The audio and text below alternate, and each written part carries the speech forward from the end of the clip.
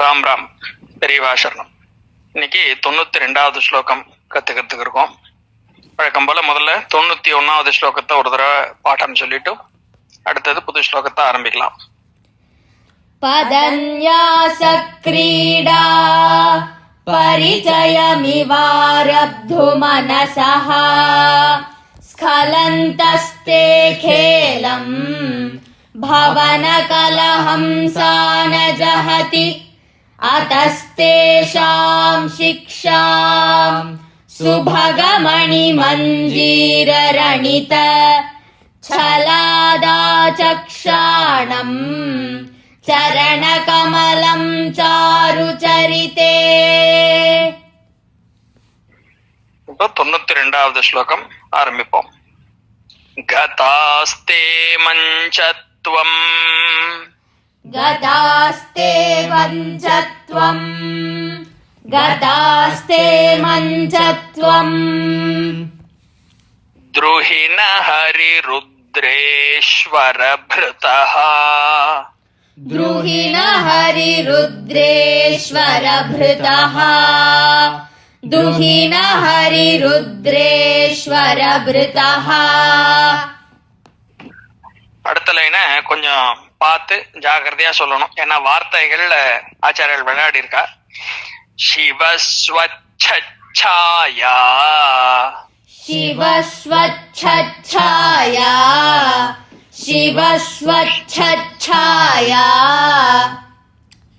घटित कपट प्रच्छद पटः घटित कपट प्रच्छद पटः घटित कपट प्रच्छद पटः त्वदीयानां भासां त्वदीयानां भासां त्वदीयानां भासां प्रतिफलन रागारुणतया प्रतिफलन रागारुणतया प्रतिफलन रागारुणतया शरीरी शृंगारो शरीरी शृंगारो शरीरी शृंगारो रस इव दृशां दोग्धि कुतुकम् रस इव दृशां दोग्धि कुतुकम् रस इव दृशां दोग्धि कुतुकम्. இப்ப அடுத்து முழு லைனாக சொல்லிட்டு வருவோம்.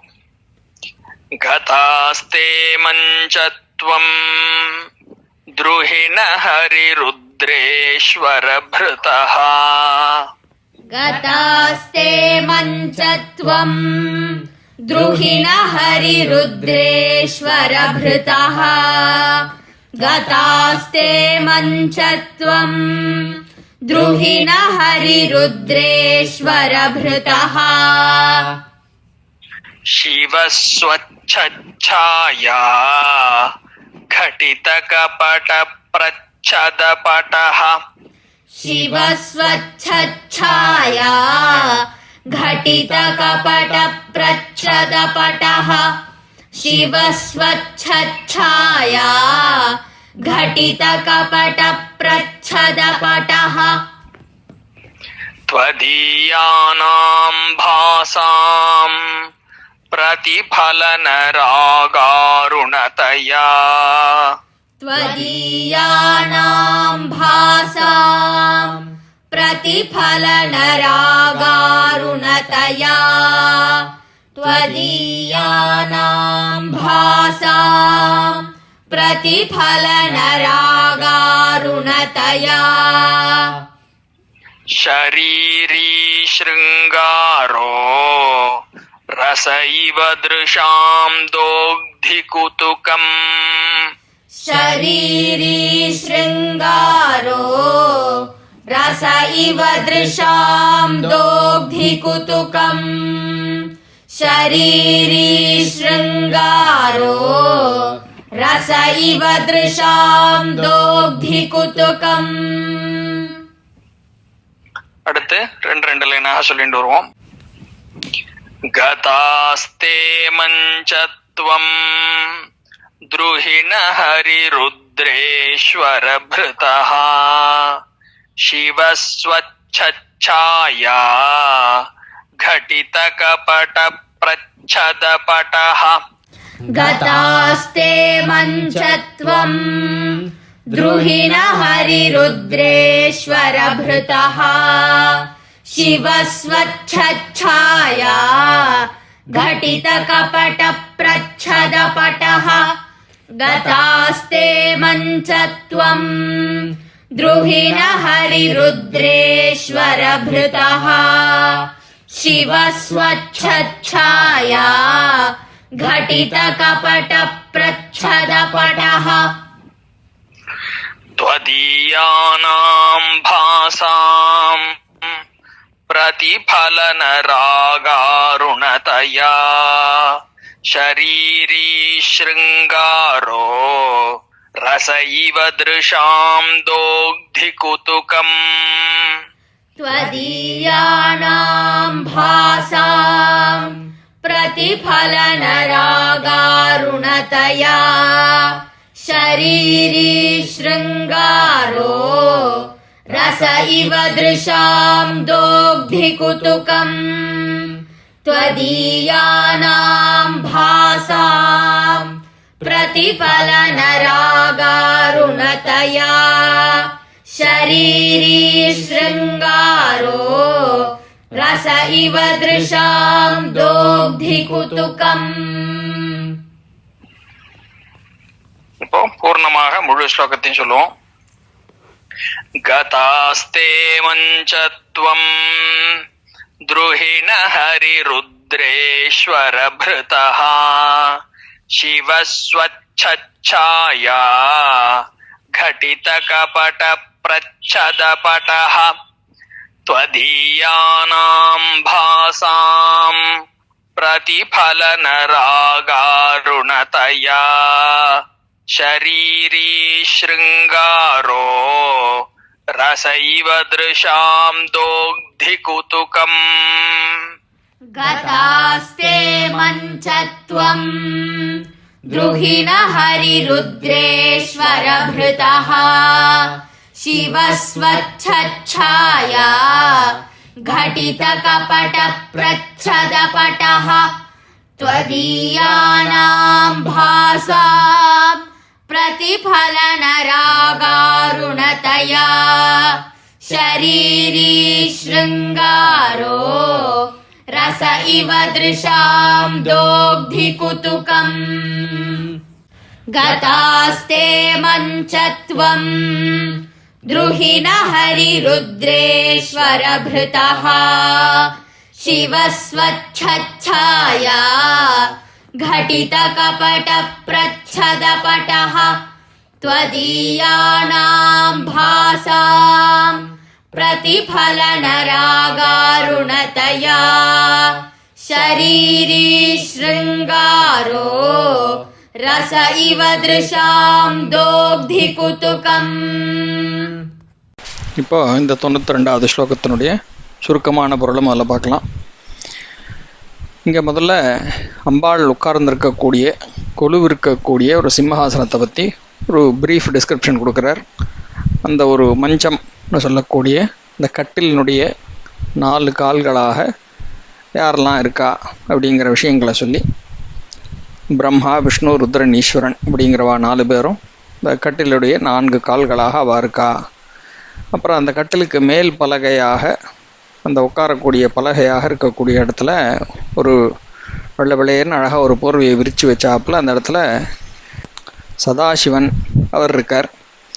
இப்படி இந்த 5 பேருனுடைய பொசிஷன் வந்தாச்சு.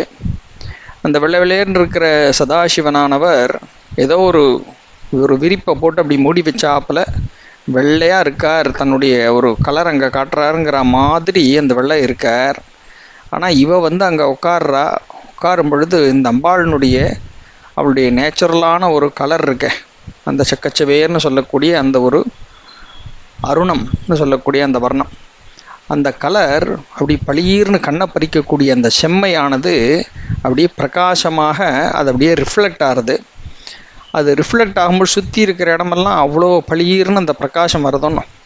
அந்த பிரகாசம் வரும் பொழுது இந்த வெள்ளை வெளியேறுன்னு இருக்கக்கூடியதான அந்த சதாசிவனுடைய சரீரம் கண்ணாடி மாதிரி இந்த சிகப்பை அதுவும் தானும் பிரதிபலிச்சுண்டு அதுவும் சக்கச்சவேல்னு அப்படியே ஸ்ருங்காரம்னு சொல்லக்கூடிய ஒரு அந்த ரசம் சொல்கிறோமே, ஸ்ருங்கார ரசம், அந்த ஸ்ருங்காரமே ரூபம் எடுத்து வந்தாக்கா எப்படி இருக்குமோ அந்த மாதிரி ஸ்ருங்கார ஸ்வரூபமாக ஒரு காட்சியை கண்ணுக்கு குளுமையை கொடுக்கக்கூடியதாக அந்த ஒரு ஸ்வரூபத்தை அவர் காண்பிக்கிறார் அப்படின்னு சொல்கிறதாக இந்த ஸ்லோகத்தில் ஒரு முக்கியமான ஒரு அம்சம், அதாவது சிருஷ்டியினுடைய ஒரு முக்கியமான ஒரு அம்சத்தையும் ஹைலைட் பண்ணி எடுத்து காமிச்சு எல்லா விதமான ஆசைகளையும் நம்ம விட்டொழிக்கணுமான சாட்சாத் இந்த அம்பாள் ஒருத்தியே தஞ்சமாக அடைஞ்சா போரும் அப்படிங்கிற உன்னதமான ஒரு உபதேசத்தையும் ஆச்சாரியர்கள் இந்த ஸ்லோகத்தின் வழியாக நமக்கு கொடுக்குறா அப்படிங்கிறத நம்ம இதில் தெரிஞ்சுக்கிறோம்.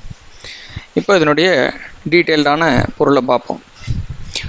திருமூலர் சொல்கிறத அறிவார் பராசக்தி ஆனந்தம் என்பார், அறிவார் அரு உருவாம் அவள் என்பார், அறிவார் கருமம் அவள் இச்சை என்பார், அறிவார் பரணும் அவளிடத்தானே அப்படின்னு திருமந்திரத்தில் ரொம்ப அழகாக சக்தி பேதம்னு சொல்லக்கூடிய ஒரு பார்ட்டில் அதை பற்றி சொல்கிறார்.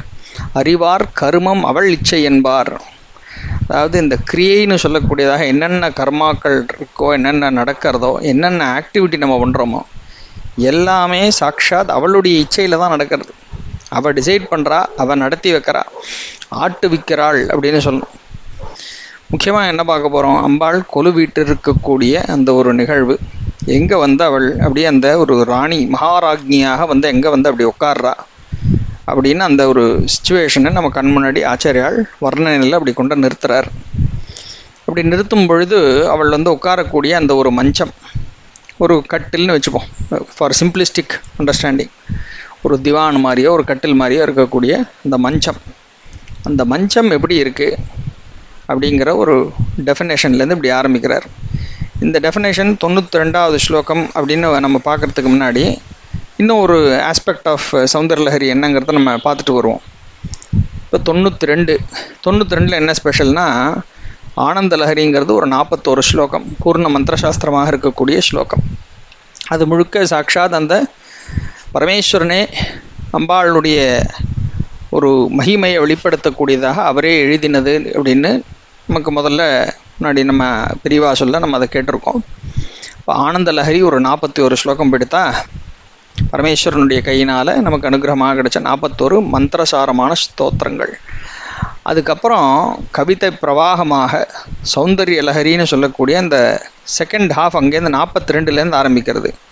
ஸோ 41க்கு அப்புறம் ஒரு 50 ஸ்லோகம் பொழிஞ்சு தள்ளியிருக்கார் ஆச்சாரியால். முதல் 41 பரமேஸ்வரனுடைய கையினால், ரெண்டாவது சம்பு சங்கரனாக ஆதிசங்கரராக அவதாரம் பண்ணி நமக்கு அனுகிரகம் பண்ணுறதுக்காக எடுத்த ஒரு அவதாரம். அந்த அவதாரத்தில் அவர் நமக்கு அனுகிரகமாக கொடுத்த ஒரு 50 விசேஷமான சௌந்தர்ய வர்ணனை அப்படின்னு சொல்லணும்.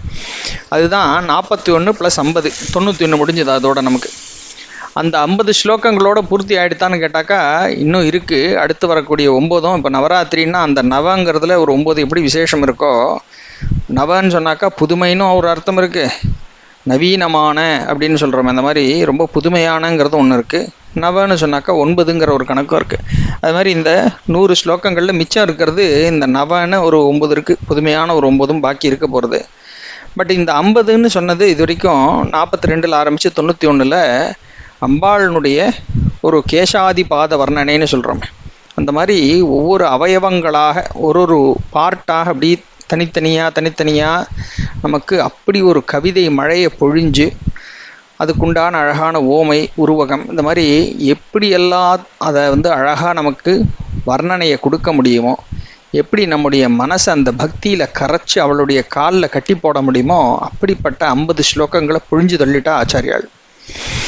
இந்த 50ன்னு சொன்ன உடனே திரும்பி அது 5ங்கிற ஒரு நம்பரில் தான் வந்து நிற்கிறது. ஏன்னா 50ங்கிறது இஸ் அ மல்டிபிள் ஆஃப் 5 × 10 இல்லை 5 + 0ன்னு ஆட் பண்ணாலும் ஒரு 5ன்னு கணக்கு வச்சுப்போம். அந்த 5 சொன்ன உடனே பஞ்சாட்சரன்னு சொல்லக்கூடிய பரமேஸ்வரனுடைய ஸ்வரூபமாகவே சாட்சாத் இவரை பார்க்குறோங்கிறது ஒன்று. இன்னொன்று லலிதா சஹஸ்ரநாமத்தில் என்ன சொல்கிறது, இந்த 5ங்கிற நம்பருக்கும் இவளுக்கும் எவ்வளோ க்ளோஸ் கனெக்ஷன் இருக்குன்னு கடைசியில் வரக்கூடிய இடத்துல சொல்கிறது. பஞ்சமி பஞ்சபூதேஷி பஞ்சசங்கியோபச்சாரிணி அப்படின்னு. இவளே இந்த 5ன்னு சொல்கிறதாக பஞ்சமிங்கிற ஒரு நம்பரில் அவளை கனெக்ட் பண்ணி அதனுடைய டீட்டெயில் எக்ஸ்ப்ளனேஷன்லாம் அங்கே முன்னாடி நம்ம சொல்லியிருக்கோம் லலிதா சஹஸ்ரநாமத்தில். பஞ்சபூதேஷி பஞ்சசங்கியோபச்சாரிணி, 5ன்னு சொல்லக்கூடிய எண்ணிக்கைகள்னால் பண்ணக்கூடிய உபச்சாரங்களினால் மிகுந்த சந்துஷ்டியை அடைபவள் அப்படின்னு சொல்லி இந்த 5ங்கிற விஷயங்களோட பல கனெக்ஷன்ஸை அம்பாளோட சேர்த்து எக்ஸ்ப்ளனேஷன்லாம் லலிதா சஹஸ்ரநாமம் சொல்கிறது. அவளே பஞ்சபக்தராங்கிறது ஒரு பக்கம், பஞ்சகோஷாந்தரஸ்திதா அப்படிங்கிறது, பஞ்சகிருத்திய பராயணா அப்படின்னு ஒரு பக்கம் சொல்கிறது, பஞ்சபிரம்மஸ்வரூபிணி, பஞ்சபிரேதாசனாசீனா, இப்படி நிறைய 5 இருக்குது.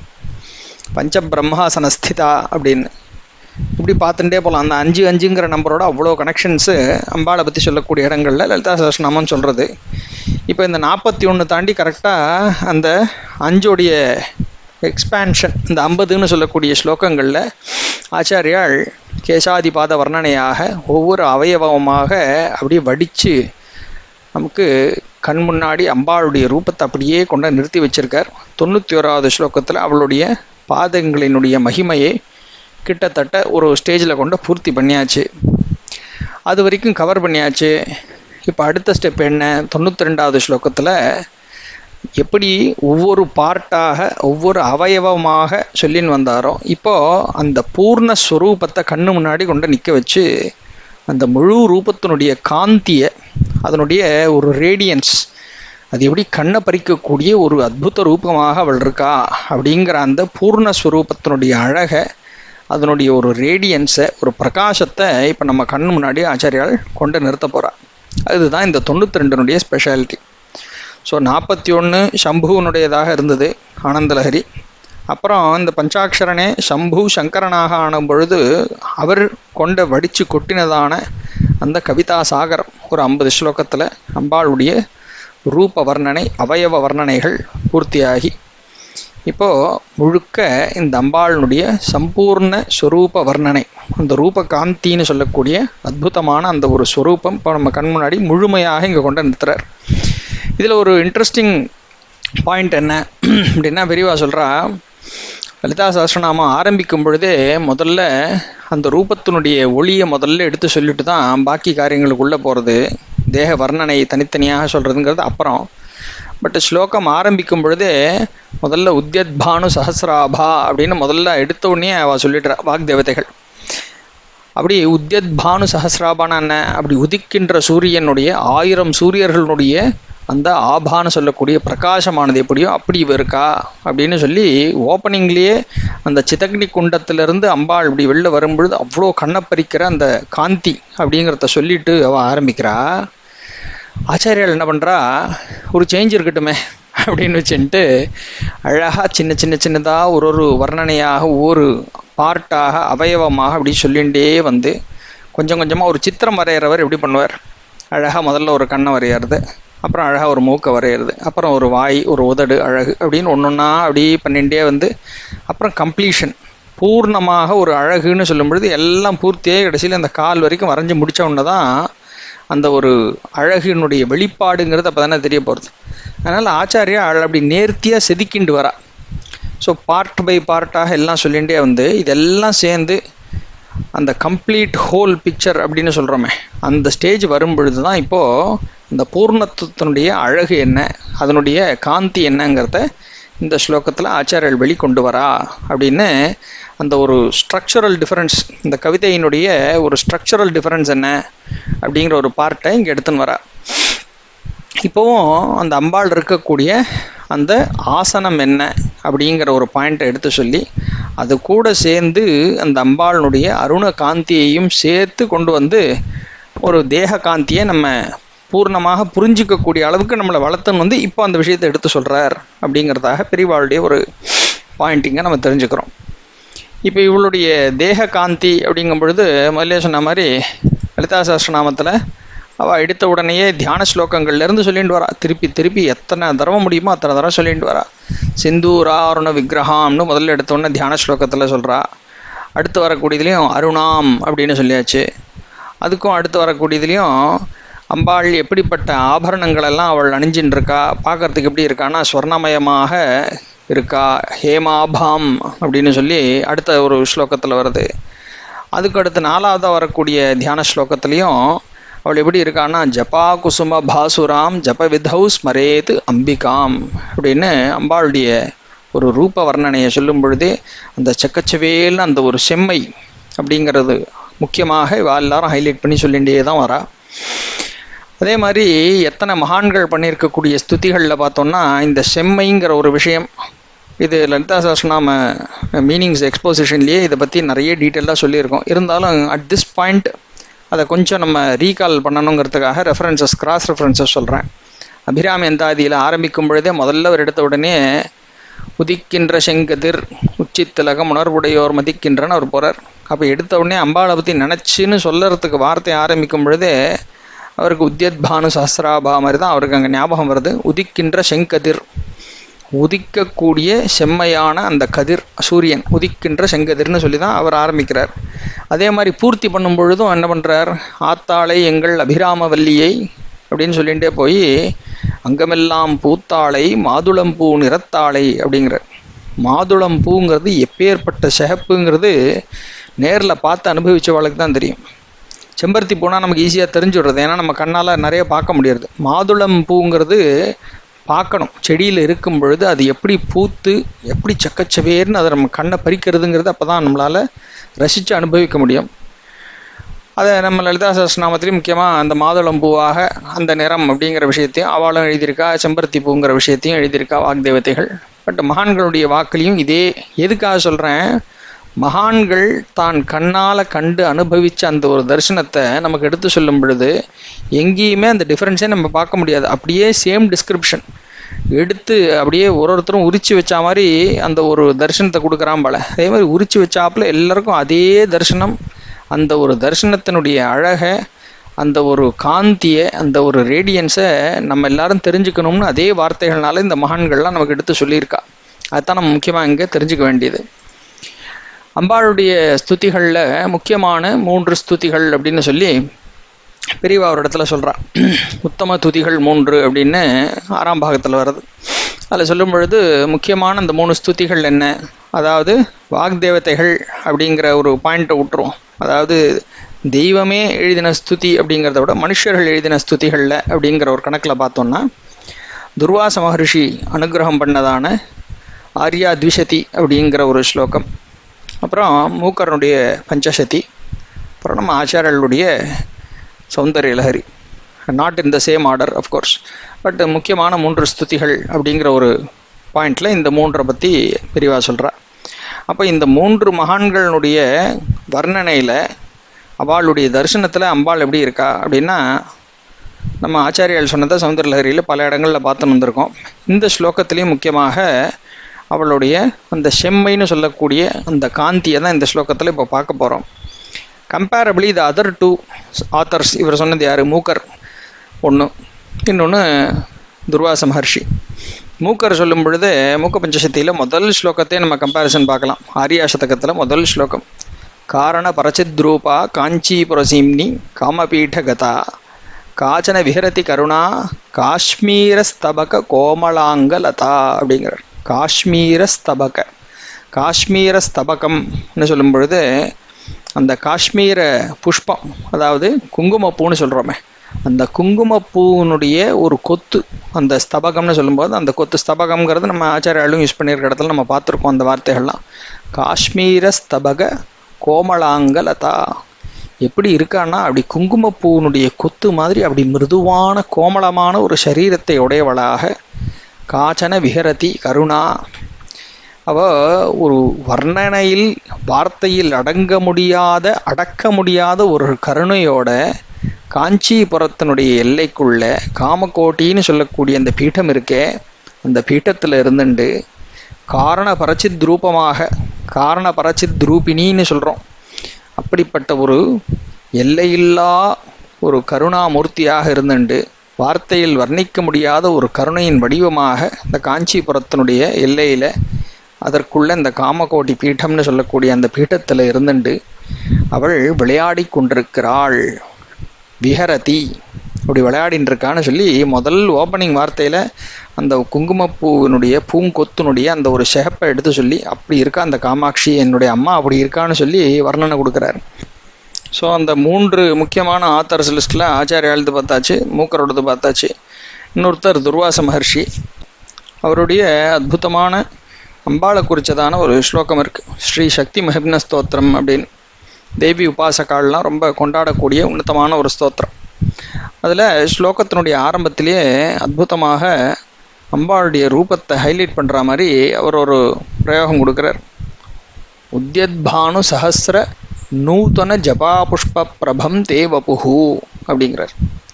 உத்யத்பானு சஹஸ்ர நூதன ஜபா புஷ்ப பிரபம் தே வபுஹு.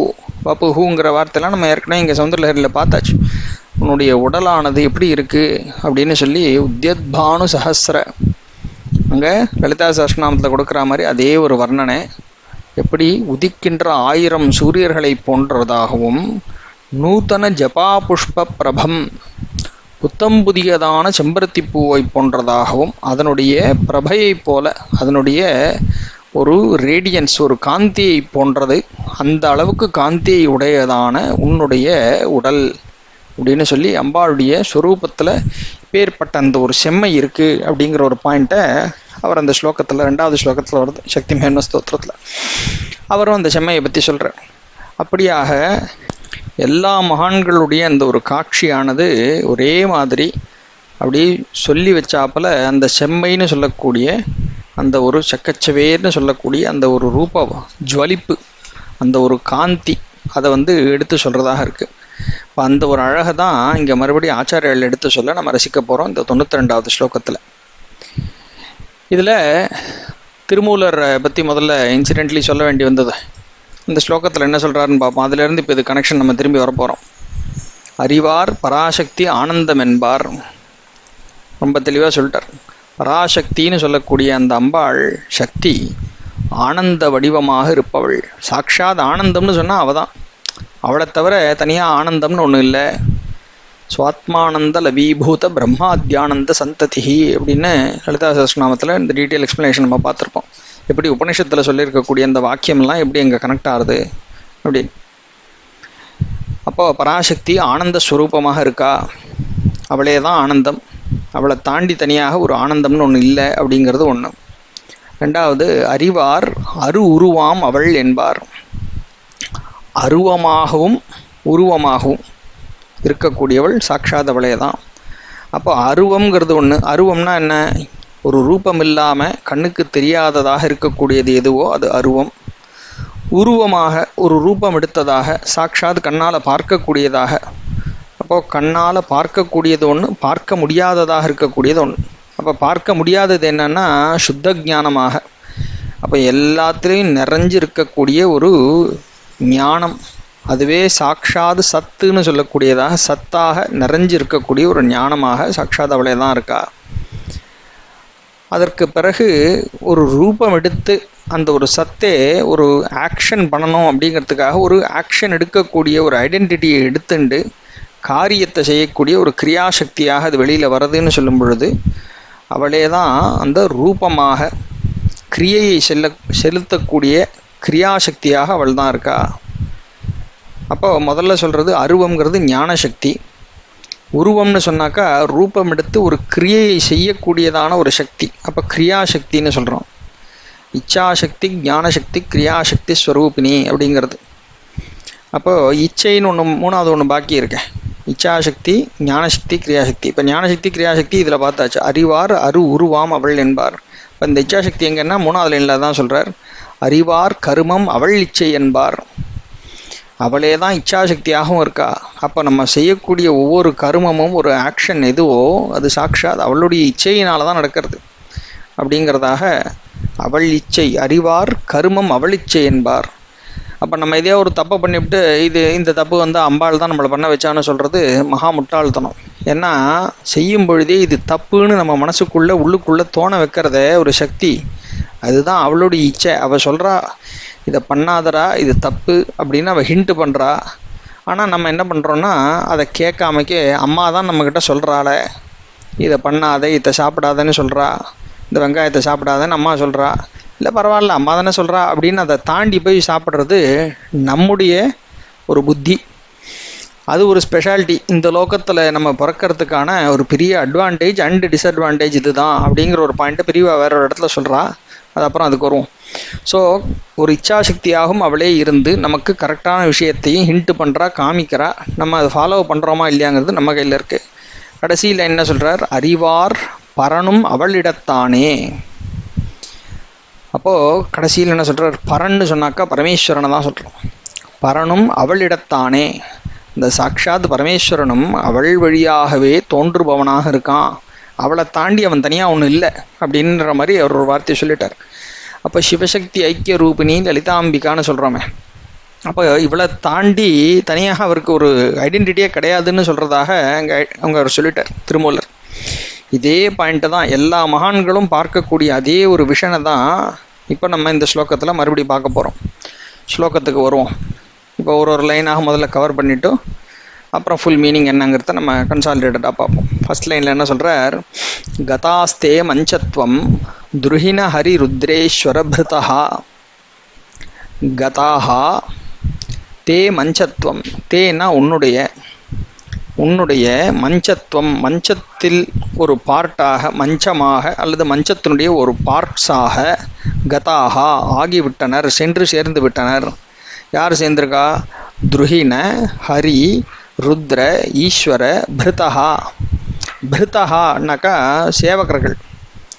இந்த பல்லக்கு தூக்குறவா போகின்னு சொல்கிறோம், அந்த பல்லக்கு தூக்குறவாலும் பிருதஹான்னு சொல்கிற அந்த ஒரு கேட்டகரியில் சர்வன்ட்ஸில் சேர்த்தி சர்வன்ட்ஸ் பிருதஹா. யார் சர்வெண்ட்டாக இருக்கா? துருஹினன்னு சொல்லக்கூடியதான பிரம்மா, ஹரின்னு சொல்லக்கூடியவரான விஷ்ணு, ருத்ரன்னு சொல்லக்கூடியவரான, இதெல்லாம் ஈஸ்வரனுடைய பரமேஸ்வரனுடைய அம்சம் ருத்ரன். நான்காவது ஈஸ்வரன். இந்த 4 பேரும் உன்னுடைய சேவகர்களாக இருந்து கொண்டு உன்கிட்டக்கே இருந்துட்டு எப்பவும் உன்னுடைய அனுகிரகத்திலேயே இருக்கணும், எப்பவும் உன்னுடைய நிழலையே இருக்கணும் அப்படிங்கிற ஆசையினால், ஆனால் உன்கிட்டக்கவே சேர்ந்து இருக்கக்கூடிய அளவுக்கு தங்களுக்கு அருகதை இல்லை அப்படின்னு தெரிஞ்சு கொண்டவர்களாக. ஏன்னா இவாளெல்லாம் அவளுக்கு சர்வன்ட்ஸ், அவள் மகாராஜ்ஞியாக இருக்கக்கூடியவள், அவள் தான் அந்த ஒன்லி சுப்ரீம், இந்த ஒன்லி சாவரின் பவர் அவள் தான். அதனால் அவள் கூடவே இருக்கணும்னாக்கா நம்ம ஆசைப்படலாம், ஆனால் அவள் முதலாளினி இல்லையா, எஜமானி அம்மா. அவள் கிட்டக்கே இருக்கணும்னா அவள் காலை பிடிச்சுட்டே இருக்கிறதுக்கு நமக்கு யோக்கியதாம்சம் இருந்தால் அதுவே பெரிய விஷயம், அது போகிறோம் நமக்கு அப்படிங்கிறதாக இந்த 4 பேர் டிசைட் பண்ணிட்டா. உன் காலை பிடிச்சுட்டே இருக்கிறதுக்கு என்ன வழின்னா, நீ உன் காலுக்கு பக்கத்தில் நீ உட்கார்ற அந்த ஒரு ஆசனத்தினுடைய கால்களாக இருந்தாக்கா உன் காலை பார்த்துட்டே இருப்பான், எனக்கு அது போகிறோம் அப்படின்னு டிசைட் பண்ணிட்டா. அதனால் இவளுடைய அந்த மஞ்சத்தின் கால்களாக இவா 4 பேரும் அந்த ஒரு பொசிஷனை இது எனக்குன்னு ஆளுக்கு ஒரு காலாக போய் பிடிச்சுட்டா. நான் அந்த காலில் உட்காந்துக்கிறேன், நானே தான் இது கால், இந்த மஞ்சத்துக்கு தனியாக கால் கிடையாது போ அப்படின்னு சொல்லி இவா 4 பேரும் அந்த ஒரு பொசிஷனை ரீட்டைன் பண்ணிவிட்டா. இப்போ அதை சொல்லும் பொழுது சௌந்தரலஹரியினுடைய 8வது ஸ்லோகம்னு நம்ம ஞாபகம் வச்சுக்கணும். சுதா சிந்தோர் மத்தியன்னு சொல்லக்கூடிய அந்த ஸ்லோகம். அதில் சொல்லும் பொழுது எப்படி அந்த மணித்வீபத்தினுடைய மத்தியில் அம்பாள் எப்படி அங்கே உக்காண்டிருக்கா, சிவாகாரமான மஞ்சம், சிவாகாரே மஞ்சே பரமசிவ பர்யங்க நிலையாம் அப்படின்னு அங்கே ஆச்சாரியாளுடைய வர்ணனை. அதுக்கு நம்ம கொடுத்த எக்ஸ்ப்ளனேஷன்லாம் மறுபடியும் ஒரு தடவை போய் நீங்கள் ரெஃபரன்ஸ் பண்ணி கிராஸ் ரெஃபரன்ஸ் பண்ணி பார்த்துக்கலாம் உங்களுடைய நோட்ஸ்லேருந்து. அந்த ஒரு மஞ்சம் தான் இங்கே டீட்டெயில்டாக வர்ணனையில் கொடுக்கப்படுறது. இவா 4 பேர் அப்படிங்கிற ஒரு பாயிண்ட்டை சொல்லும் பொழுதே லலிதா சஹஸ்ரநாமத்தினுடைய கிராஸ் ரெஃபரன்ஸ் கார்லேட் பண்ண வேண்டியது. சிருஷ்டிகர்த்ரி பிரம்மரூபா, கோப்த்ரி கோவிந்த ரூபிணி, சம்ஹாரிணி ருத்ர ரூபா, திரோதானகரி ஈஸ்வரி அப்படின்னு இந்த 4 கேட்டகரியும் சொல்லிட்டு, அப்புறம் சதாசிவா அனுகிரகதா அப்படின்னு சொல்லி பஞ்சகிருத்திய பராயணா, இந்த 5 பவர்ஸாகவும் இவா 5 பேருக்கும் ஒரு போர்ட்ஃபோலியோ கொடுத்து, 5வதாக சதாசிவன் இவாளுக்கு ஒரு போர்ட்ஃபோலியோவை கொடுத்து இந்த பஞ்சகிருத்தியங்கள்னு சொல்லக்கூடியதான 5 தொழில்களை இவள் தான் நடத்தி வச்சுருக்கா அப்படின்னு லலிதா சஹஸ்ரநாமம் சொல்கிறது. அந்த 5 தொழில்களில் 4 தொழில்களை செய்யக்கூடியவர்களான பிரம்மா, விஷ்ணு, ருத்ரன், ஈஸ்வரன் இவா 4 பேரும் இங்கே இந்த மஞ்சத்தினுடைய 4 கால்களாக ஆயாச்சு. சதாசிவன் ஒருத்தர் தான் பாக்கி. இப்போ ஃபர்ஸ்ட் லைன் புரிஞ்சுடுத்து. கதாஸ்தே மஞ்சத்துவம் துருஹின ஹரி ருத்ரேஸ்வர பிருதா. சதாசிவன் என்னானார் அடுத்த லைனில் சொல்கிறார். சிவஸ்வச்சாயா கடித கபட பிரச்சத பட்டஹா. இந்த சிவன் சொல்லக்கூடியவரான சதாசிவன் என்ன பண்ணுறார்? ஸ்வச்சாயா, ஸ்வச் பாரத் அப்படின்னு சொல்கிறோமே இந்த ஸ்கீமு, தூய்மை பாரதம். என்ன தூய்மை? தூய்மைனா வெண்மை. இந்த இடத்துல சிவன் எப்படி இருக்கார்? நமக்கு சாதாரணமாக சிவன் சொன்ன உடனே என்ன ஒரு வர்ணம் நமக்கு நினைப்பில் வருது? வெள்ளவெளேர்னு இருக்கார். அழகாக அந்த பனிப்பிரதேசத்தில் நல்ல வெள்ளவெளேர்னு இருக்கக்கூடிய பனிக்கு நடுவில் உடம்பெல்லாம் அப்படி திருநீற்றை பூசிக்கொண்டவராக பஸ்மோத்தூளித்த விக்கிரகாய நமஹா அப்படிங்கிறது சிவனுடைய நாமங்களை சொல்லும் பொழுது அஷ்டோத்திரத்தில் வரக்கூடிய ஒரு நாமாவளி. ஆச்சாரியாளுக்கும் அதே நாம சொல்கிறோம், பஸ்மோத்தூளித்த விக்கிரகாய நமஹா. உடம்பெல்லாம் அப்படி பஸ்மத்தை பூசிட்டு வெள்ளவெளேர்னு பார்க்குறதுக்கு அப்படி வெண்மைன்னு சொன்னாக்கா சாட்சாத் பரமேஸ்வரன் அப்படிங்கிறதாக நம்ம வச்சுட்டுருக்கோம். அப்போது வெள்ளைன்னு சொல்கிற ஒரு நிறம், சிவஹா ஸ்வச்சாயா, தன்னுடைய வெண்மைன்னு சொல்லக்கூடிய சாயை, தன்னுடைய வெண்மை நிறம் அப்படிங்கிற ஒரு பாயிண்ட்டை இங்கே சொல்கிறார். முக்கியமாக இதை சொல்லும் பொழுதே இன்னொன்று நம்ம தெரிஞ்சுக்கணும். இந்த வெண்மைங்கிறது வெண்மை தான் சிவனுடைய ஐடென்டிட்டின்னு நம்ம எடுத்துட்டுருக்கோம். ஆனால் வெண்மையும் அவர் இந்த விபூதியை பூசின்னு இருக்கிறதுனால வெண்மை இந்த நிறம் அப்படிங்கிறதாக நம்ம பார்க்குறோமே தவிர, சாக்ஷாத் பரமேஸ்வரனுடைய ஸ்வரூபம்னு சொன்னாக்கா நிர்மலமான ஸ்படிகமாக, நிர்மலம்னு சொன்னாக்கா நோ கலர், அப்படியே டிரான்ஸ்பரண்ட்டு, அதுதான் ஸ்படிகம்னு சொல்கிறோம். சுத்த ஸ்படிக சங்காசம் திரிநேத்திரம் பஞ்சவக்திரகம்னு வேதம் சொல்கிறது. அப்படி சுத்த ஸ்படிகமாக. அப்போ அந்த ஸ்படிகம்னு சொன்னாக்கா நம்ம எப்படி இந்த ஸ்படிகத்து பின்னாடி ஒரு செம்பருத்தம்பூவை கொண்டு வச்சோம்னாக்கா அப்படி இது வழியாக பார்க்கும் பொழுது இந்த ஸ்படிகமே அப்படியே சக்கச்சவேல்னு இருக்கா மாதிரி அந்த பக்கத்தில் அதை அனுசரித்து அதை ஒட்டி என்ன இருக்கோ அதை அப்படியே ரிஃப்ளெக்ட் பண்ணக்கூடியதாக, அதை நமக்கு டிரான்ஸ்மிட் பண்ணக்கூடியதாக ஸ்படிகம் இருக்குது, நிர்மலமாக இருக்குது. அதுதான் சாட்சாத் பரமேஸ்வரன். அதனால தான் பரமேஸ்வரனை ஐடென்டிஃபை பண்ணுறதாக நம்ம பார்க்கும்பொழுது ஸ்படிக லிங்கம் அப்படிங்கிறதாக வச்சு பல பேர் நம்ம வழிபாடு பண்ணுறத பார்க்குறோம். அப்போது இந்த இடத்துல என்ன சொல்கிறார்? ஸ்வச்சாயான்னும் பொழுது வெள்ளை நிறமாகன்னு நம்ம நார்மலாக எடுத்துக்கிறோமோ இல்லையா, அந்த மாதிரி அந்த வெண்ணிறமான கடித மேட் ஆஃப் அப்படின்னு வச்சுக்கலாம். சிவஹா ஸ்வச்சாயா கடித கபட பிரச்சத பட்டஹா. பிரச்சதம்னு சொன்னாக்கா ஒரு கவர் ஆர் ரேப்பர், ஒரு மூடின்னு வச்சுக்கலாம், போர்வைன்னு வச்சுப்போம். அப்போ எதோ ஒன்று மூடுறதுக்கு எதோ ஒன்று போடுறோமோ அதுக்கு பிரச்சதம் அப்படின்னு ஒரு கவராக ஒரு ரேப்பராக அப்படின்னு சொல்கிறது இந்த வார்த்தை. கபட்டன்னா ஒரு ஃபால்ஸ், அதாவது ஒரு இந்த போர்வைன்னு சொல்லும் பொழுது ரெண்டாவது மீனிங் ஒன்று இருக்கும் இல்லையா தமிழில், ஒரு போர்வை, பசுத்தோல் போர்த்திய புலிங்கிறோம். அது மாதிரி போர்வைன்னு சொன்னாக்கா ரெண்டாவது மீனிங் இருக்குல்ல, அது மாதிரி இந்த கபட்டங்கிறது டிஸ்கைஸ், அப்படியாக தெரிய வைக்கக்கூடிய அப்படிங்கிறது. அப்போ பிரச்சத பட்டஹா, இங்கே பட்டஹான்னாக்கா பட்டஹான்றது ஒரு துணிக்கு யூஸ் பண்ணக்கூடிய ஒரு வார்த்தை. இது முன்னாடி கூட ஒரு இடத்துல சொல்லியிருக்கோம் வேறு ஸ்லோகத்தினுடைய மீனிங்கில் சொல்லும் பொழுது, அந்த காலத்தில் சுவாமியினுடைய பட்டம் அப்படின்னும் பொழுது துணியில் தான் அந்த படத்தை அழகாக வரைஞ்சி அதை ஆற்று பூஜையில் ஒரு பட்டு படத்தில் வரைஞ்சி பூஜையில் இருக்கும். அதுதான் படம் அப்படிங்கிறது போய் அப்புறம் தமிழில் சுவாமி படம் அப்படின்னு நம்ம சொல்ல ஆரம்பித்து அந்த படத்தை இப்போது பேப்பரில் அச்சு போட்டு ஒரு ஃபோட்டோ ஆக்கி எல்லாம் பண்ணி இதெல்லாம் இப்போ படம்னாக்கா பிரிண்ட் போட்ட ஒரு ஃபோட்டோ அப்படிங்கிற ஒரு மீனிங்கில் நம்ம நின்றுட்டோம். பட் ஒரிஜினலி பட்டம்னு சொன்னாக்கா துணியில் எழுதப்பட்ட சித்திரம் அப்படிங்கிறது தான் ஒரிஜினல் வேர்டு. இப்போ அந்த பட அப்படிங்கிறது இந்த இடத்துல பிரச்சத பட்டஹா.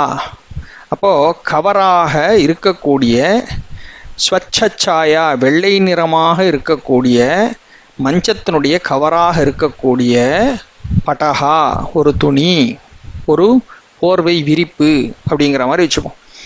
அப்போ அந்த 4 பேர் முதல்ல இந்த மஞ்சத்தினுடைய கால்களாக போயாச்சு. மத்தியில் வரக்கூடிய ஒரு பாகம் அந்த ஒரு இவள் உட்காரக்கூடிய அல்லது படுக்கக்கூடிய ஒரு பலகை, அந்த ஆசனம் இருக்கும் இல்லையா, அதில் மேலே விரிச்சிருக்கக்கூடிய ஒரு ஒயிட் கலர் ஷீட்டு மாதிரி இந்த சதாசிவன் இருக்காராம். அதுக்கு நடுவில் ஒரு வார்த்தையை போட்டார், கபட்ட அப்படின்னு. அப்போது என்ன தெரிஞ்சுக்கணும், அவருடைய நேச்சர் ஆக்சுவலாக ஒயிட்டு கிடையாது. இங்கே கபட்டமாக ஒரு வேஷமாக ஒயிட்டு மாதிரி அங்கே அவர் கிடக்கிறார் அப்படிங்கிறத தெரிஞ்சுக்கணும். இங்கிலீஷில் இந்த யூஷுவல் இடியம்ஸ் அண்ட் ஃப்ரேசஸில் ஒரு ஒயிட் அஸ் அ ஷீட் அப்படின்னு ஒரு ஃப்ரேஸ் ஒன்று யூஸ் பண்ணுவோம். இங்கே எக்ஸாக்ட்லி அதே தான் அவருக்கு. ஒயிட் அஸ் அ ஷீட் அப்படியே இருக்கார். இந்த ஃப்ரேஸ் யூஸ் பண்ணுறது தான். ஆனால் கான்டெக்ஸ்ட் ஆஃப் யூசேஜ் பார்த்தோன்னா அப்படியே ஆள் பார்க்குறதுக்கே ரொம்ப ஒரு பயத்தினாலேயோ ஏதோ ஒரு ஷாக்குனாலேயோ ஏதோ ஒரு இல்னஸ்ஸு ஒரு பயம் இது மாதிரி ஏதோ ஒரு காரணத்தினால ஆள் அப்படியே பார்க்குறதுக்கே அப்படியே வெளுத்து போய் உட்காந்துருக்கார் அப்படின்னு சொல்லுவோம் இல்லையா, அந்த மாதிரி கான்டெக்ஸ்டில் தான் இந்த ஒயிட் அஸ் அ ஷீட் அப்படிங்கிறத யூஸ் பண்ணுவோம் இங்கிலீஷில். இவருக்கும் சொல்லப்போனால் ஒயிட் அஸ் அ ஷீட் ஏன் இருக்காருனாக்கா வந்து உட்கார போகிற மகாராஜி கிட்டே இருக்கக்கூடிய பயம்னு வேணால் சொல்லலாம். அப்போ அந்த ராணிக்கு எந்த விதமான ஒரு கஷ்டமும் இருக்கக்கூடாது, நம்ம எல்லோரும் ஜாக்கிரதையாக இருந்து பார்த்துக்கணுமே அப்படிங்கிற ஒரு பாயிண்ட் இருக்கோ இல்லையோ, அந்த ஒரு point of fear and respect. அதனால் ஒயிட் அஸ் அ ஷீட்டாக இவர் அப்படியே இங்கே கிடக்கிறார் சதாசிவன். இதுதான் அந்த மஞ்சத்தினுடைய டிஸ்கிரிப்ஷன் முதல் 2 லைனில் நம்ம பார்த்துருக்கோம். சிவன் எப்படி இருக்கார்? ஸ்வச்சாயா கட்டித கபட பிரச்சத பட்டகா, அந்த மஞ்சத்தினுடைய கவராக உரையாக இருக்கக்கூடிய ஒரு ரேப்பர் துணியாக வெள்ளவெளேர்னு இருக்கிறதாகன்னு ஒரு ரூபத்தில் அவர் கிடக்கிறார் அப்படின்னு இப்போதைக்கு தெரிஞ்சு வச்சுக்கணும் இந்த 2வது லைனில். ஏன் அது கபட்டம்னா வாஸ்தவமாக அவர் எப்படி இருக்கார்? நிர்மலமாக ஸ்பட்டிகமாக அவர் இருக்கார். அப்போ ஏதோ ஒரு ஒயிட்டு மாதிரி இப்போ தெரியறது ஃபஸ்ட்டு. ஏன்னா அடுத்தது என்னங்கிறது நெக்ஸ்ட்டு வரும்போது தெரிய போகிறது நெக்ஸ்ட் லைனில். அதுக்காக தான் இந்த கபட்டாவை இப்போ இங்கே ஒரு பாயிண்ட்டாக உள்ள போட்டு வச்சுருக்கார். 3வது லைன் போவோம். துவதீயானாம் பாசாம் பிரதிபலன ராகாருணதையா. துவதீயானாம் உன்னுடையதான பாசாம், பாசாம்னு சொன்னாக்கா உன்னுடையதான அந்த ஒரு காந்தி, ஒரு ஒளி, பாசம், அந்த ஒளி இருக்கே. பிரதிபலன ராக, பிரதிபலனம் அதாவது ரிஃப்ளெக்ஷன், ராகம்னா கலர், அருணதயா, அருணதயா ஒரு அருணம்னு சொல்லக்கூடிய அந்த ரெட்டு. அப்போது என்ன சொல்கிறார்? உன்னுடையதான நீ வந்து அந்த ஒரு மஞ்சத்தில் வந்து உட்கார்றதுக்கு வர, நீ வந்து உட்காரும் பொழுது என்ன ஆகிறது?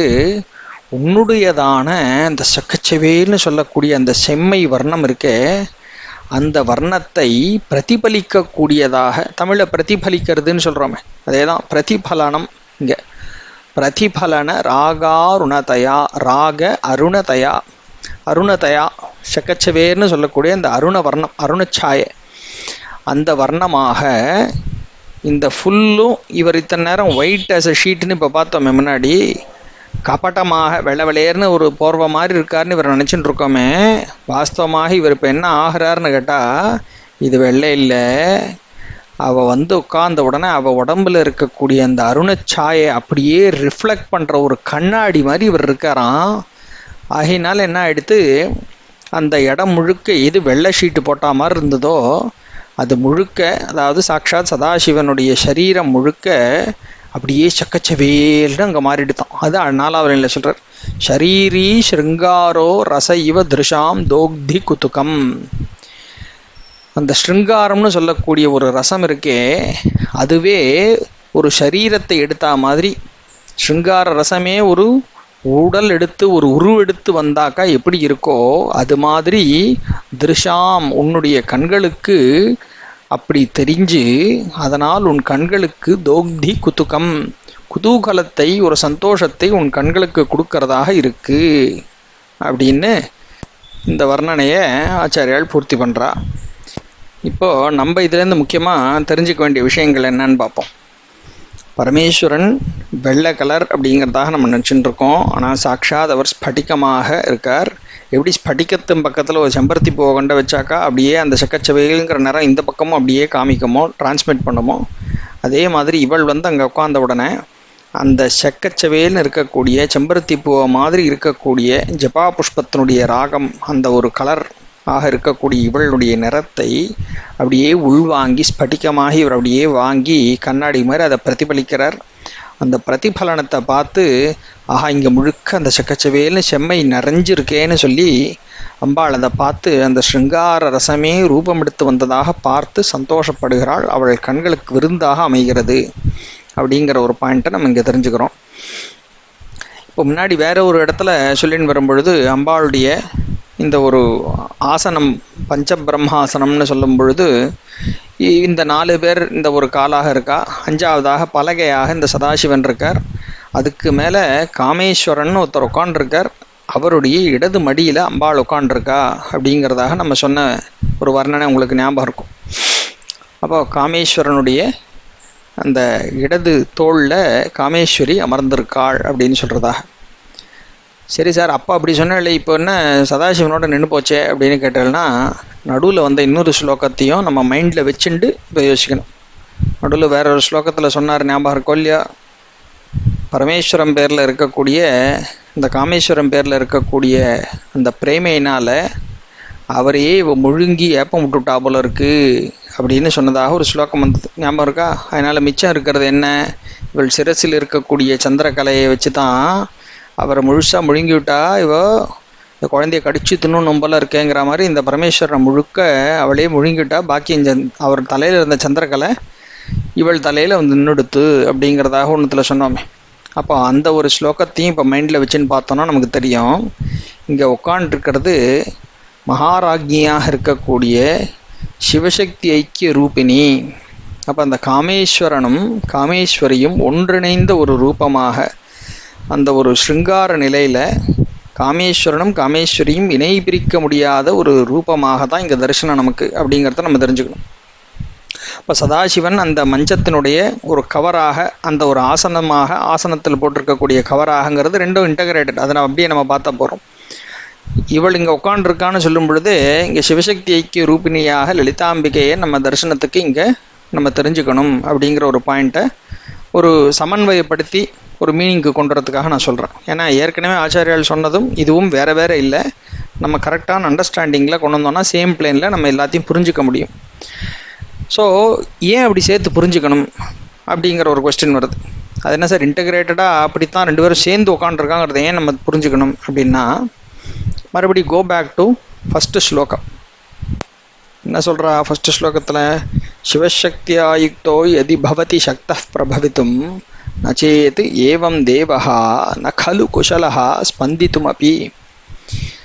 இந்த பரமேஸ்வரன் இருக்காரு, அவரால் ஸ்பந்தித்தும் நகரத்துக்கு கூட அவரால் முடியாது. பை ஹிம்செல்ஃப்னாக்கா அவர் அவ்வளோதான், அவர் அப்படியே உட்காந்த இடத்துல ஞானஸ்வரூபமாக அவர் அப்படியே இருந்துட்டுருப்பார். அவராக பை ஹிம்செல்ஃப் மூவ் கூட பண்ண மாட்டார். ஏன்னா அவர் ஞானஸ்வரூபம், ஞானசக்தியாக அவர் இருக்கார். சம்பூன்னு சொல்லக்கூடியவராக, அந்த ஷம்னு சொல்லக்கூடிய மங்களத்தின் மூல ஊற்றாக அவர் உட்காண்டிருக்கார். அங்கேருந்தான் எல்லா மங்களமும் பொங்கி வழிஞ்சிட்டு வெளில வந்துட்டுருக்கு. அந்த சம்புவை சங்கரனாக நல்லதை செய்யக்கூடியவராக, கிரியையில் இறங்கி காரியத்தை செய்யக்கூடியவராக ஆக்கணும்னு சொன்னாக்கா இந்த சக்தி தேவைப்படுறா. அப்போ தான் அந்த ஞானஸ்வரூபமாக இருக்கக்கூடிய அந்த பரமேஸ்வரன் எழுந்து லோக்கத்தில் நல்லதை செய்யணுங்கிறதுக்காக இறங்கி நடந்து வரார். சம்போர் மூர்த்திச்சரதி புவனே சங்கராச்சாரிய ரூபா அப்படிங்கிறது. அப்போ சம்புவாக, நல்லதுகளின் ஊற்றாக, லோக்கத்துக்கெல்லாம் நன்மையை பயக்கணும்னு அப்படின்னு உட்காந்து தபஸ்லேயே உட்காண்டிருந்த அந்த மூர்த்தி, ஞானமூர்த்தி சங்கரராக லோக்கத்துக்கு நல்லதை செய்யணும், சொல்லி கொடுக்கணும், கூட இருந்து ஆச்சாரியனாக வழி காமிக்கணும்னு இறங்கி செய்யறாருன்னு சொன்னாக்கா சாட்சாத் இந்த அம்பிகையினுடைய அனுகிரக வருஷம், இவளுடைய கட்டாட்சம்தான் அந்த ஞானியை காரியத்தில் இறங்கி செய்ய வைக்கிறவராக சங்கரராக பூமிக்கு நம்மக்கிட்ட கொண்டு வந்தது அப்படிங்கிற ஒரு பாயிண்ட்டை நம்ம கூட கனெக்ட் பண்ணி தெரிஞ்சுக்கணும். அப்போ அந்த சம்பு தான் முதல்லையே அவர் சொல்லிட்டார். ஃபஸ்ட்டு 41 ஸ்லோகத்தை எழுதினது சம்பு தானே, அவர் முதல்லையே சொல்லிட்டார், அவள் இல்லாமல் நான் இல்லைப்பா, என்னால் எதுவுமே ஆகாது அப்படின்னு அவரே தான் டிக்ளரேஷன் கொடுக்குறார்.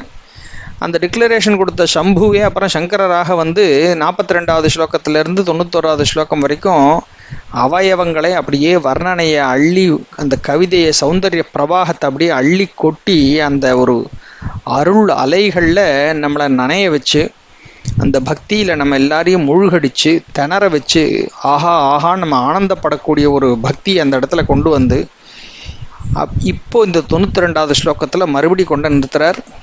இப்போ எல்லாம் அவளை தெரிஞ்சுட்டியோன்னா அவள் இப்போ வந்து உட்கார்றா பாரு, இங்கே எப்படி இருக்கா பாரு, இந்த செம்மை எப்படி இருக்குது, இந்த ஆல் என்கல்ஃபிங் அப்படின்னு சொல்கிறோமே மாதிரி சுற்றி இருக்கக்கூடிய எல்லா இருளையும் மூழ்கடித்து பிரகாசப்படுத்தக்கூடிய ஒரு செம்மை, அப்படிப்பட்ட செம்மையோடு வந்து உட்கார்றா பாடுறா தரிசனத்தைன்னு சொல்லி ஆச்சாரியர் இங்கே 92வது ஸ்லோகத்தில் மறுபடியும் நமக்கு எடுத்து கொண்டு வந்து கொடுக்குறார். அப்படியாக இந்த சிவனும் சக்தியும் சேர்ந்தால்தான் அந்த லோகம் எல்லாத்துக்கும் அனுகிரகத்தை பொழியக்கூடியதான கருணையே வடிவாக ஞானஸ்வரூபமாக இருக்கிறதுங்கிறது ஒன்று. அந்த கருணையினால் லோகங்கள் எல்லாம் உய்ய வேண்டும், எல்லாருக்கும் நிறைய மங்களம் கிடைக்கணும், நல்லது கிடைக்கணும், லோகங்கள்லாம் செழிப்பாக இருக்கணும், குழந்தைகள் நன்னா இருக்கணும்னு அந்த தாய் உள்ளத்தோட காரியங்களை செய்ய வைக்கிறதுங்கிறது இருக்க. அப்போ அந்த சக்தியோட கூடினா தான் அது முடியும் அப்படிங்கிற ஒரு பாயிண்ட்னால அந்த தாயும் தந்தையுமாக சேர்ந்து ஒரு ஸ்ருங்கார ரசம் அவர்கள் இணைந்து இருக்கக்கூடிய, அதனால் லோகங்களுக்கு நன்மையை உண்டாக்கக்கூடிய அந்த ஒரு ஸ்ருங்கார தத்துவம் அப்படிங்கிறத இந்த 92வது ஸ்லோகத்தில் ஒரு நம்ம தெரிஞ்சு கொள்ளக்கூடியதான அந்த ஸ்ருங்கார ரசமே ஒரு ரூபமெடுத்து வந்ததாகன்னு சொல்லி அந்த ஒரு உருவகப்படுத்தி ஒரு பாயிண்டில் ஆச்சாரியர்கள் நம்மளை புரிஞ்சுக்க வைக்கிறா. பெரியவா இந்த ஸ்லோகத்தை பற்றி சொல்லியிருக்கக்கூடிய ஒரு எக்ஸ்ப்ளனேஷனில் என்ன சொல்கிறா, அம்பாளுடைய இந்த அருணச்சாயினுடைய பிரபாவத்தை ஆச்சாரியால் எடுத்து சொல்கிறா. அந்த பிரகாசம் இருக்கே, அது வீசி வெள்ளை சிவனும் செக்கச்செவேல்னு காமேஸ்வரனாக மாறுகிறான். லோக சிருஷ்டியை உண்டு பண்ணும் தாய் தந்தையர்களாக இந்த காமேஸ்வரி தம்பதி இருக்கணுங்கிறதுனால அவன் ஸ்ருங்கார நாயகனாக ஆகிறான். ஸ்ருங்கார ரசத்தினுடைய நிறம் சிவப்பே ஆதலால் அம்பாள் கண்ணுக்கு அவன் அந்த ரச விக்கிரகமாகவே தெரிகிறான் அப்படின்னு கவித்துவம், தத்துவம், லைட் தியரி எல்லாத்தையும் பிசைஞ்சு ஆச்சாரியலிங்க சொல்லியிருக்கா அப்படின்னு பெரியவா இந்த இடத்துல ஒரு அழகான ஒரு பாயிண்ட்டை ரொம்ப பியூட்டிஃபுல்லாக எக்ஸ்ப்ளனேஷன் கொடுக்குறா. சரி, இப்போ அந்த ஸ்ருங்கார ரசத்தினுடைய இம்பார்ட்டன்ஸ் என்ன அப்படின்னா, எப்படி ஞானியாக ஆக்ஷனே இல்லாமல் உட்காண்டிருந்த பரமேஸ்வரனை எழுந்து நடமாட வச்சு இப்படி லோகமெல்லாம் ஓடி காரியங்களை பண்ண வைக்கிறா அப்படின்னு சொல்லும் பொழுதே அந்த ஆக்ஷன், இந்த கிரியாசக்தியாக சாட்சாத் இவள் இருக்கா, இவளுடைய ஒரு ஃபோர்ஸில் அது நடக்கிறதுங்கிறது நமக்கு தெரியறது. சரி, அந்த ஃபோர்ஸ்னால், அந்த ஒரு ஸ்ருங்காரத்தினால என்ன பெனிஃபிட் நமக்கு அப்படின்னு நமக்கு ஒரு கண்டென்ஷன்றது, ஒரு கண்டென்ஷியஸ் கொஸ்டின். இது என்ன சார், இது லோகங்கள்லாம் கருணையினால் கிரியேட் பண்ணுறா அப்படின்னு சொல்கிறேள். என்ன இந்த லோகத்தில் நம்ம என்னத்தை கண்டோம், நமக்கு தலைவலி தானே இருக்குது, புல்லாகி பூண்டாகி புழுவாகி அப்படின்னு லிஸ்ட்டு போட்டிருக்காளே, அந்த மாதிரி எத்தனையாக ஆகி கடைசியில் மனுஷனாக இருந்து நமக்கு என்ன பிரயோஜனம் சொல்லுங்க. இங்கே கஷ்டத்தை தான் அனுபவிக்க வேண்டியது இருக்குது. அப்புறம் அம்பாள் பரமேஸ்வரனும் சேர்ந்துட்டு கருணையினால் இந்த லோகத்தை சிருஷ்டி பண்ணி நம்மளெல்லாம் இப்படி சிருஷ்டி பண்ணி உலா வச்சுருக்கான்னு சொல்கிறேளே அப்படின்னு கேட்டேன்னா எல்லாருக்கும் தோணும் இல்லையா அந்த கேள்வி. இந்த கேள்விக்கும் நம்முடைய பிரத்யக்ஷ பரமேஸ்வரனான பிரத்யக்ஷ காமாட்சியான மகாபிரிவா ஒரு உபன்யாசத்தில் ரொம்ப அழகாக பியூட்டிஃபுல்லாக ஒரு எக்ஸ்ப்ளனேஷன் கொடுத்துருக்கா. சமீபமாக தான் இது படிக்கக்கூடிய பாக்கியம் கிடச்சிது. 1932 நவம்பர் மாதம் 14ஆம் தேதி பிரிவா சொன்ன ஒரு உபன்யாசம், அவர் பண்ணியிருக்கக்கூடிய உபன்யாசத்தில் சம்ஸ்காரங்கள்ங்கிற டாப்பிக்கை பற்றி பிரிவா அன்றைக்கி பேசியிருக்கா. அதில் சொல்லின்னு வரும்பொழுது ரொம்ப முக்கியமாக இந்த லோகத்தை பற்றி, நம்முடைய இந்த ஜென்மாவை பற்றி இருக்கக்கூடிய ஒரு முக்கியமான ஒரு விஷயத்தை எடுத்து சொல்கிறா.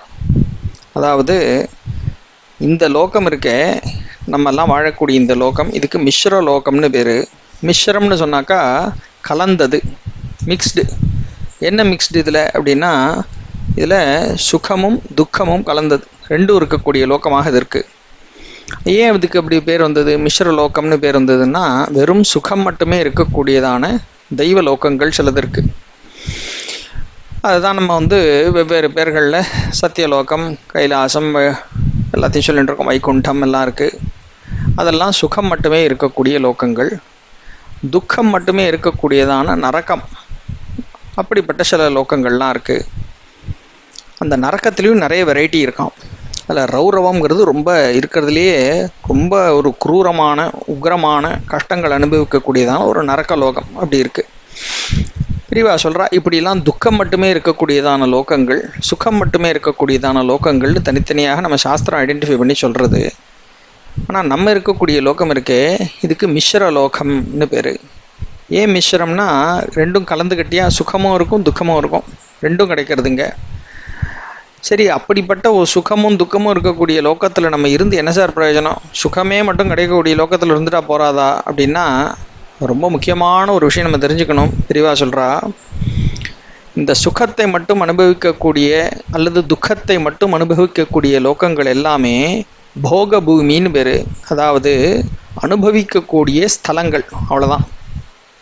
ஸோ ஏதோ ஒன்று நம்ம முன்னாடி பண்ணி வச்சதனுடைய ரிசல்ட்டை அனுபவிக்கக்கூடிய போக பூமிகளாக அதுகள் இருக்குது. கர்ம பூமின்னு சொன்னாக்கா இப்போ நம்ம வாழக்கூடிய இந்த லோகம் மாத்திரம்தான் கர்ம பூமி. Where you can make a deposit. ஏதோ ஒரு பணத்தை சம்பாதிச்சு ஒரு டெபாசிட்டை போட்டு வச்சாதான் இந்த டெபாசிட்லேருந்து வர்ற வட்டியை நாளைக்கு நம்ம சாப்பிட்டுன்னு உட்காந்துருக்க முடியும். அதுலேருந்து வர்ற வட்டியை வச்சு சாப்பிட்றதுங்கிறது போகம். அது சுகத்தை மட்டுமே கொடுக்கக்கூடியதாக இருக்கக்கூடிய ஒரு கைலாசம்னு வச்சுப்போம். அப்போ அது போக பூமியாக இருக்குது.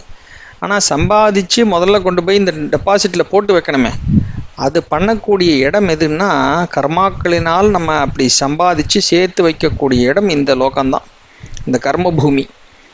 ஸோ ஏதோ ஒன்று முதல்ல எஃப்டி போடணுன்னாக்கா அதுக்கு இங்கே வந்து போட்டால் தான் முடியும். அதுவும் எப்படி போட முடியும்? ஒரு மாடாக பிறந்தாக்கா நம்மளால் பண்ண முடியுமான்னா மாட்டுக்கு சுகமும் கிடையாது துக்கமும் கிடையாது, அதுக்கு இதை அனுபவிக்கக்கூடிய சக்தியும் கிடையாது. அதே மாதிரி தான் தேவர்களுக்குன்னு சொல்கிறா பிரிவா. அவளுக்கு நல்லது கெட்டதுங்கிற பாயிண்ட் அங்கே கிடையாது. ஏன்னா அதே மாதிரி தான் இங்கே இருக்கக்கூடிய மாடுகள் இதுகள் மற்ற ஒரு அனிமல்ஸ் எல்லாம் இருக்கே அதுகளுக்கெல்லாம் அப்படித்தான். மனுஷியாளாக இருக்கக்கூடிய நமக்கு ஆண்டவன் 2 விதமான சக்தியை கொடுக்குறான். ஒவ்வொரு இந்திரியத்திற்கும் ஒவ்வொரு ஆர்கனுக்கும் 2 விதமான சக்தி இருக்குது. அதை வச்சுட்டு நீ நல்லதும் பண்ணலாம் கெட்டதும் பண்ணலாம். உன் வாயை வச்சுட்டு சுவாமியினுடைய ஸ்லோகங்களை சொல்லிட்டு உட்காந்துருக்கலாம், இல்லை யாரையாவது எப்போவும் வச்சுட்டே இருக்கலாம், திட்டிகிட்டே இருக்கலாம். உன் கையை வச்சுட்டு சுவாமிக்கு புஷ்பத்தை எடுத்து போட்டு பூஜைகள் பண்ணலாம், கற்பூர ஹாரத்தி காமிக்கலாம், இதெல்லாம் பண்ணலாம். இல்லை இந்த கையை வச்சுட்டு யாராவது ஒருத்தனை அடிச்சுன்னு உட்காந்துருக்கலாம். அப்படி இந்த விவேகம்னு சொல்கிறோமே, இந்த 6வது அறிவுன்னு பகுத்தறிவுங்கிறோமன், பகுத்து ஆராய்ந்து முடிவுகளை எடுக்கக்கூடிய ஒரு அறிவு தான் பகுத்தறிவு. ஆனால் அந்த பகுத்தறிவுங்கிற ஒரு வார்த்தையை இப்போ தப்பான பிரயோகத்துக்கு போயிடுது. எதையுமே ஆராய்ந்து அறியாமைக்கு கண்மூடித்தனமாக எதையாவது பண்ணிட்டு இருக்கிறது தான் பகுத்தறிவு அப்படிங்கிற பேராக போயிடுது. அது இருக்கட்டும். அப்போது ஒரிஜினலாக விவேகம்னு சொல்லக்கூடியதான இந்த 6வது அறிவுங்கிறது இருக்கே, அதுதான் முக்கியமாக மனுஷாளுக்கு கொடுக்கப்பட்டிருக்கக்கூடிய ஒரு பெரிய ஒரு சொத்து. அப்படிப்பட்ட ஒரு சுவாதந்திரியம், ஒரு இண்டிபெண்டன்ஸ் கொடுத்து நமக்கு எப்படி நினைக்கிறோமோ அப்படி ஆக்ட் பண்ணக்கூடிய ஒரு வழியும் கொடுத்து, அதுக்குண்டான சக்தி புத்தி அதுக்குண்டான சாதனங்கள் எல்லாத்தையும் நம்மளை சுற்றி வச்சுட்டு சுவாமி நமக்கு எல்லா இண்டிபெண்டன்ஸையும் கொடுத்து, நீ பண்ணிக்கோ, நீ சம்பாதி, நீ எப்படி போட்டுக்கோ நன்னாரு அப்படின்னு சுவாமி நமக்கு கொடுத்துருக்கான்.